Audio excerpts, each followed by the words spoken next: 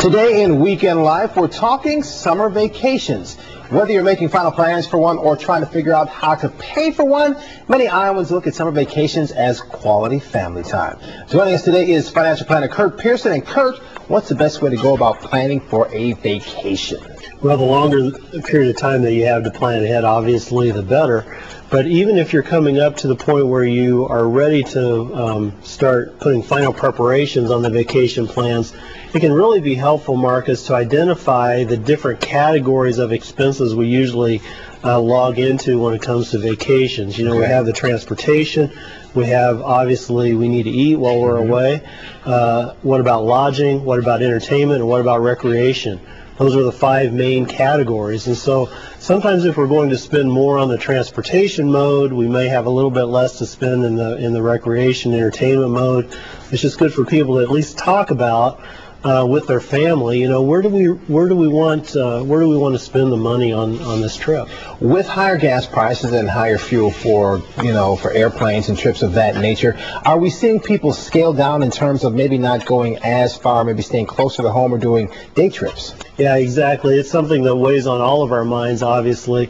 It kind of brings us back to thinking in general about vacations. There are basically 2 types. There are the quiet types of vacations, and then there are the entertainment types of vacations.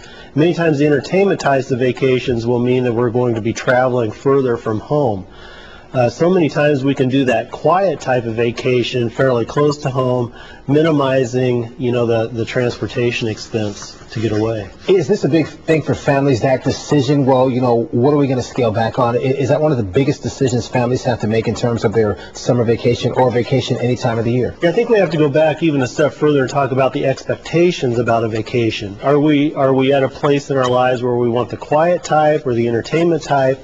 And given those types of expectations, then, how do we plan the expenses around that sort of thing? If you or I think about really awesome vacation experiences we've had, so many times it's been because of a brush with nature or something that we've done that doesn't always cost a lot of money.